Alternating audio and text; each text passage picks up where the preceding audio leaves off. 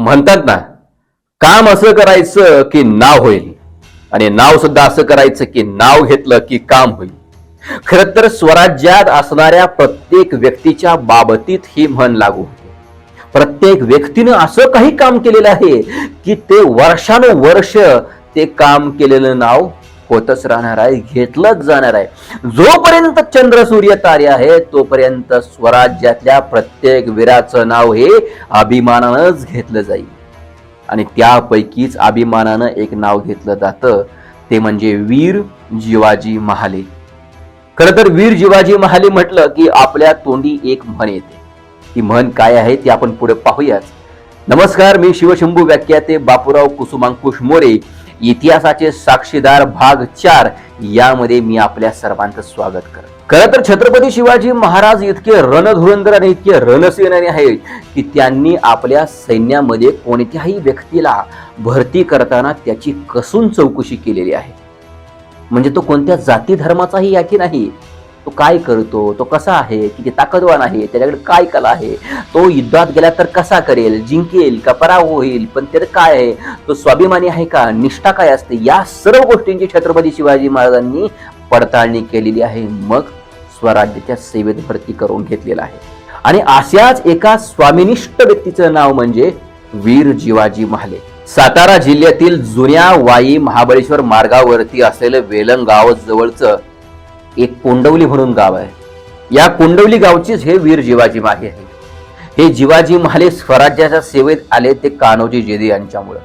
कारण कान्होजी जेदेंचे वडील नाईकजी जेदे यांच्याकडं वीर जिवाजी महाले यांचे वडील चाकरीस होते. पुढे जाऊन ज्या वेळेला कान्होजी जेदे आणि त्यांचे सर्व पुत्र स्वराज्याच्या सेवेत आले, त्याचबरोबर हे जिवा महाला त्यांचे वडील देवजी महाला हे सुद्धा स्वराज्याच्या सेवेमध्ये आले. छत्रपती शिवाजी महाराजांनी अल्पावधीत स्वराज्याचा विस्तार खूप मोठा केला होता, स्वराज्य भरभक्कम केलं होतं आणि स्वराज्य मजबूत आणि ताकदीचं बनवलं होतं. याच वेळेला आदिलशहानं स्वराज्याचा बिमोड करण्यासाठी, स्वराज्याचा नायनाट करण्यासाठी आणि छत्रपती शिवाजी महाराजांना संपवून टाकण्यासाठी असा आदिलशाहीतील भरभक्कम बळकट असलेला सरदार अफजल खान याला स्वराज्यावरती पाठवलं.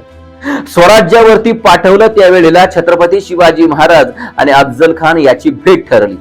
अफजल खान आणि छत्रपती शिवाजी महाराजांची भेट ठरली ती प्रतापगडाच्या पायथ्याला जनीच्या टेंभाजवळ.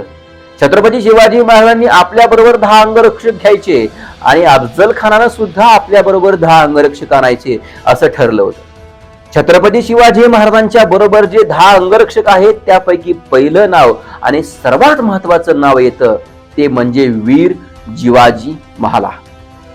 छत्रपती शिवाजी महाराजांना माहिती आहे वीर जिवाजी महाला इतका रणधुरंधर आणि इतका रणसेनानी आणि दांडपट्टा चालवण्यात इतका पटाईत आहे की त्या व्यक्तीचा हात कोणीही धरू शकत नाही. म्हणून छत्रपती शिवाजी महाराजांनी त्याला बरोबर घेतले. का बरोबर घेतलेला आहे?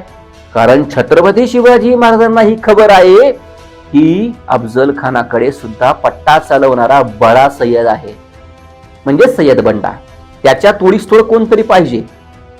म्हणून छत्रपती शिवाजी महाराजांनी वीर जिवाजी महाला यांना बरोबर घेतलेला आहे सर्वोच्च स्थानी ठेवून.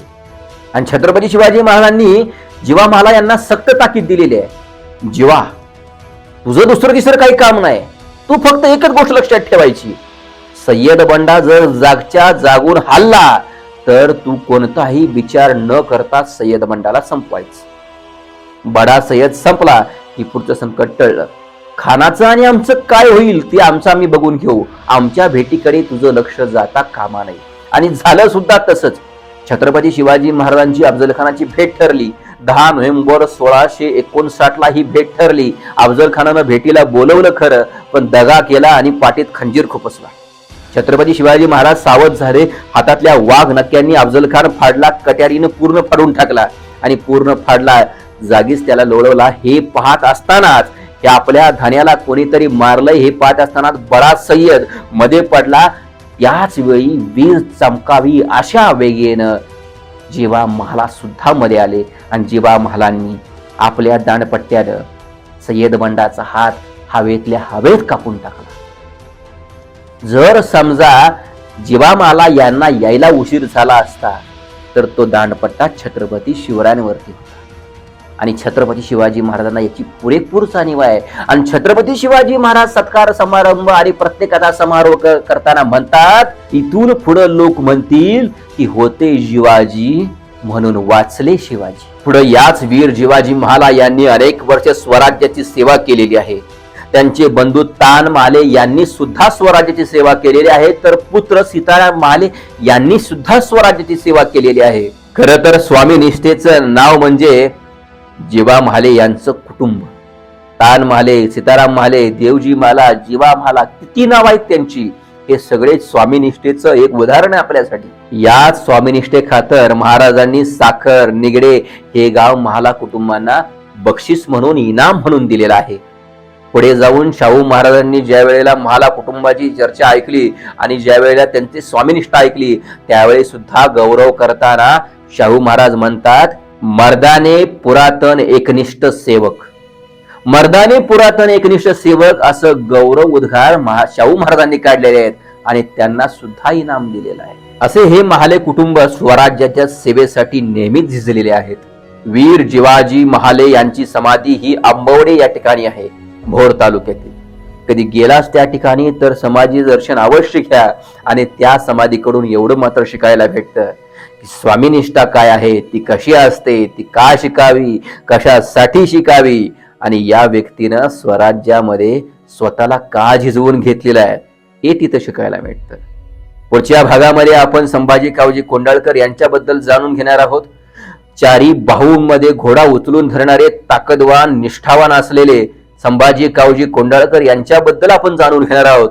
आजचा भाग कसा वाटला हे आपण आपल्या कमेंटमध्ये सांगा. भेटूया पुढच्या भागामध्ये. तोपर्यंत जय शिवराय आणि नमस्कार.